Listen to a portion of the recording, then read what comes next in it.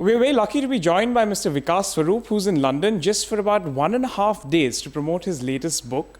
But Mr. Vikas Swarup, I want to take you back. This is your third book, but I want to take you back about 10 years ago. I want to rewind 10 years. You have a very special connection with London because your first book was born here, a book that really became a sensation because of a film that it was made into. Tell me about the time when you wrote Q&A and just sort of rewind for us 10 years as well. Yes, actually I wrote this novel in the last 2 months of my posting in London. This is the summer of 2003. And when I wrote this novel, I really thought I had written a very Indian novel for a very Indian audience.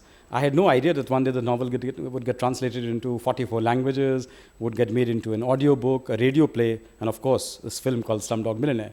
I think what has happened is, what I wrote was a book, and what Slumdog Millionaire has become is a brand. It's a global brand now, universally recognizable, because it created a kind of wave that has not been matched by any other film since. And you wrote this book in 2 months, was just it? In 2 months of my posting in London. And I think the whole idea was just in my head. It was just waiting to come out. And believe you me, I wrote this book entirely only on weekends. What would happen is I would do my regular job as the political counselor at the High Commission in London, then come back in the evening, do my research, and write only on weekends. I remember one weekend I did 20,000 words. And why did you choose to write? I mean, as a career diplomat, why did you think of writing about this story? And I also want to ask you about this thing about you're a diplomat. You sort of have you are supposed to toe the official line that of India, and you're India's representative abroad. But a lot of people have also criticized this film, not specifically the book, about calling it poverty porn and all of that. So tell me a bit about why you chose to write about this particular subject and about the criticism as well. Well, first of all, writing for me is a form of creative expression, and my government allows me that freedom. There is no censorship of any kind. I don't even have to submit the book. The government allows me to write fiction as long as I make it clear that the views expressed therein are not the views of the government of India. Having said that, I think this fact that the movie, when it came out, was criticized by a lot of people, some people call it poverty porn, I think is based on a misconception. Don't forget, Slumdog Millionaire is not a documentary on slum life. The slums are merely a backdrop to a compelling human story of courage and determination. And why focus only on the slumdog part? Also focus on the millionaire part. The book and the film talk about the fact that someone who's been given no chance in life, someone who has not even had the advantage of a formal education, even such a person can overcome these hardships and emerge as the winner. So it's a very uplifting tale. It's a tale which can inspire people and which can tell people that it's not important where you come from. What's important is where you are going. And did you ever think that this would be such a spectacular success? I mean, being made into a movie and, literally sort of everybody I talk to, talks to me, when they say that, oh, are you Indian? And we've seen Slumdog Millionaire, that used to be the kind of thing a few years ago when the movie came out. Did you expect this movie to become so successful? Not at all. I think no one had that kind of an expectation of success. In fact, I even asked the Fox people when I went to the Oscar ceremony in Los Angeles whether they had any expectation of success, and nobody did. They all thought it's a very well-made art house film, which would do its usual run, and they would be lucky if they recovered their budget.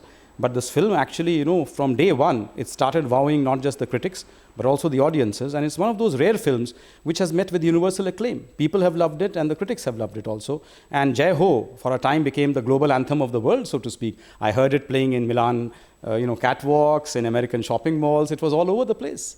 And what did you think about the film? Because often people say that the book was better, no, the film was better. There's always that argument between film and book.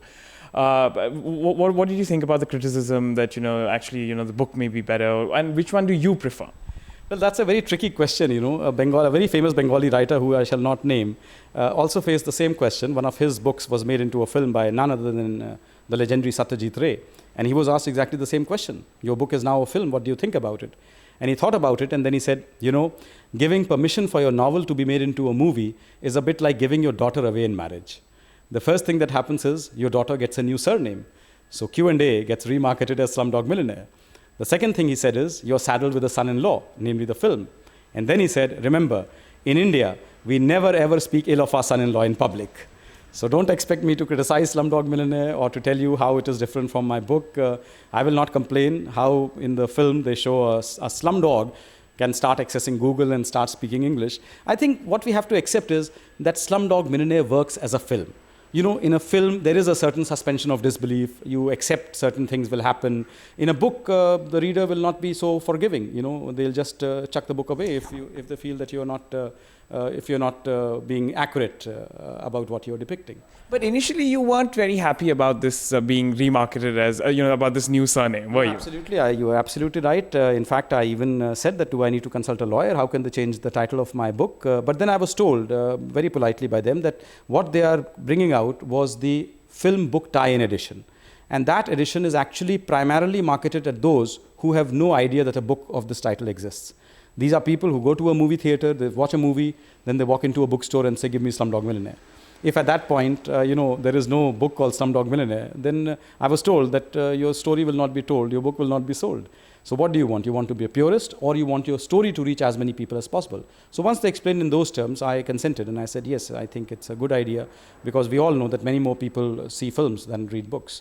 And through this way, it has reached a new demographic. It has reached people who would otherwise not have even been familiar with the fact that I had written a story.